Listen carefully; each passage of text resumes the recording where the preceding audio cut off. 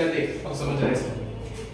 अगर यहाँ पर अगर देखा जाए मेरे पास जो एंडोमेट्रियम है, पहले मैंने कहा था जो इम्प्लांटेशन हुआ था वो अंदर लाइटिंग एंजाइम जाते रहे, रिलीज होते रहे, ट्रोफोब्लास्ट से लाइटिंग एंजाइम जो है उतना ही ज्यादा एंडोमेट्रियम के अंदर जाता था। अब लास्ट ये कहां तक जाएगा? ब्लास्टोसिस्ट लास्ट एंड तक जाएगा जहां पर एंडोमेट्रियम फंक्शनलिस प्रेजेंट होती है। बेसिलिस पे अटैचमेंट नहीं करता है, याद रखना, सिर्फ कहां पर अटैचमेंट करेगा? फंक्शनलिस पे। जब भी कोई फीमेल अबॉर्शन वाली गोलियां खाती है तो उस फंक्शनलिस को बाहर निकाल दिया जाता है, प्रोजेस्टेरोन हार्मोन की लेवल की कंसंट्रेशन को चेंज कर दिया जाता है। जैसे ही फंक्शनलिस बाहर निकलेगी तो पूरा बेबी और एम्ब्रियोनिक डेवलपमेंट पूरा वहां से हट जाएगा। अगर अब भी पूछा जाए कि इसका साइज कितना बड़ा होगा, अब भी इसका साइज ऐसा जायगोट के साइज के बराबर होगा और इसका साइज अब भी कितना होगा? उसी राई के दाने के बराबर। समझ में आ गया? अब देख रहे हो ये क्या है मेरे पास? एंडोमेट्रियम से अटैच है। अंदर वाले सेल्स कौन से? इनरमास सेल्स। और बाहर वाले मेरे पास कौन से? Trophoblast sales.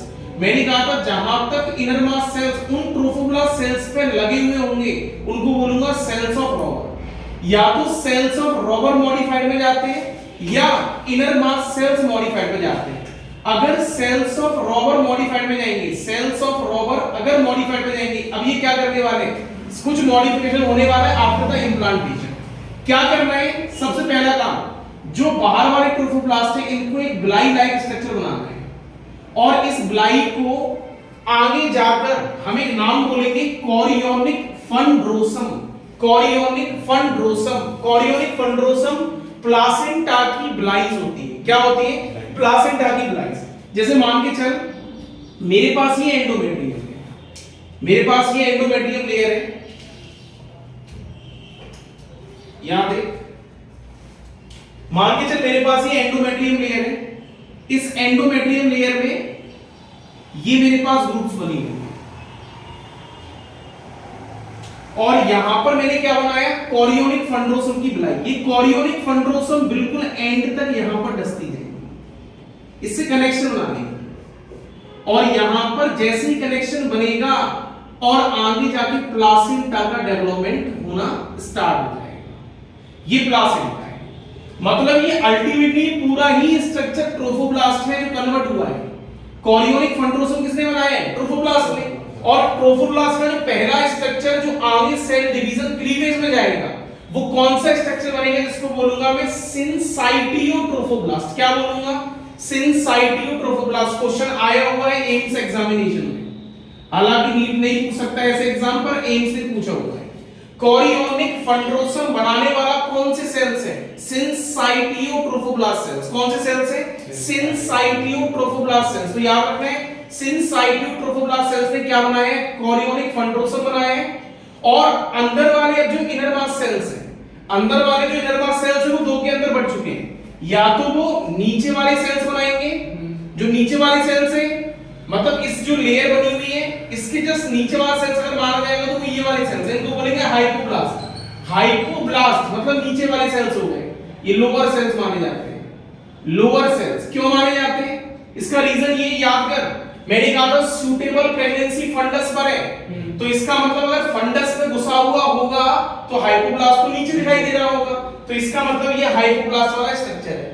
समझ में आ गया? हाइपोब्लास्ट नीचे होगा, लोअर सेल्स माने जाते हैं, इसलिए शब्द आया हाइपो। कैसे होते हैं? It is a cuboidal nature. कैसा नेचर है? Cuboidal nature.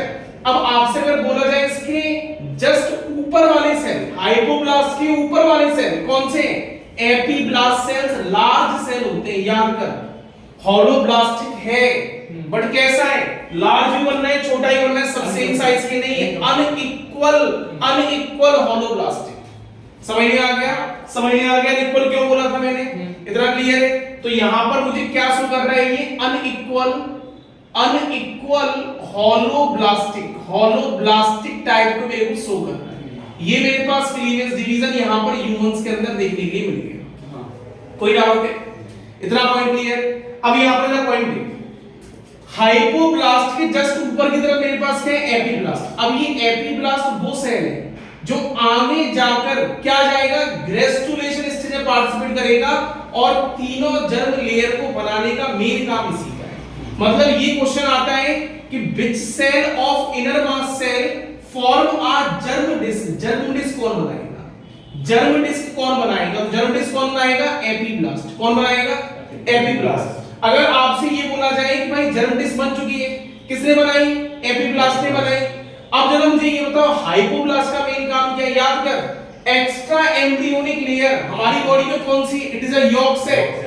यॉर्क सैक को बनाने वाला हाइपोब्लास्ट है। मतलब यॉर्क को ये बनाएगा और तीनों लेयर को ये बनाएगा। अगर आपसे पूछा जाए बेबी का फॉर्मेशन कौन कर रहा है? एपिब्लास्ट। यॉर्क का फॉर्मेशन कौन कर रहा है? हाइपो। बेबी का फॉर्मेशन एपी, यॉर्क का फॉर्मेशन हाइपो। तो इसका मतलब ये तीनों जर्मिनल लेयर बनाने वाला तो एपी ही है। पहली लेयर बनेगी एंडो, दूसरी होगी मीजो, तीसरी होगी एक्टो। इतना क्लियर है? और इसी से पूरे बेबी का निर्माण हो जाएगा। इसको बोलते हैं जर्मिनल डिस्क। इतना क्लियर है? जर्मिनल डिस्क जो बोला जाता है वो ये फॉर्म है। अब आपसे ये बोला जाए कि भाई एम्ब्रियोनिक डिस्क कौन बनाएगा? एम्ब्रियोनिक मतलब क्या हो गया? पूरा संपूर्ण बेबी का फॉर्मेशन कौन करेगा? क्या यॉर्क भी था क्या? क्या यॉर्क माइग्रेट करके पीईसी बनाया था क्या? इसका मतलब अगर यॉर्क ने माइग्रेट करके पीईसी बनाया था, इसका मतलब हाइपोब्लास्ट भी इन्वॉल्व है और एपिब्लास्ट भी इन्वॉल्व है। एम्ब्रियोनिक डिस्क बनाएगा ये बनाएगा एम्ब्रियोनिक डिस्क। इतना क्लियर है?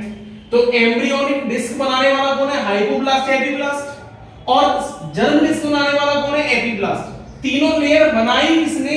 एपिब्लास्ट ने। ये क्वेश्चन याद रखने। कोरियोनिक फंड्रोसम किसने बनाया? सिंसाइटियोट्रोफोब्लास्ट ने। समझ में आ गई? मॉडिफिकेशन है इसके। सिंसाइटियोट्रोफोब्लास्ट फॉर्म अ कोरियोनिक फंड्रोसम जो अटैचमेंट लेगी। किससे लेगी?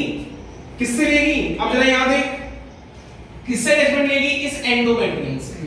इस एंडोमेट्रियम का नाम जिससे लेगी उसका नाम, बैक साइड वाली एंडोमेट्रियम को बोलते हैं डेसिडुआ। क्या बोलते हैं? डेसिडुआ। ये मेरे पास डेसिडुआ। समझ नहीं आ गया? अगर आपसे बोला जाए जो एंडोमेट्रियम में बेबी अटैच होता है, जो एंडोमेट्रियम में एम्ब्रियो अटैच होता है, उसको मैं क्या बोलता हूं? डेसिडुआ। तो ये डेसिडुआ वाला पार्ट है। इतना क्लियर? कोई डाउट है यहां तक?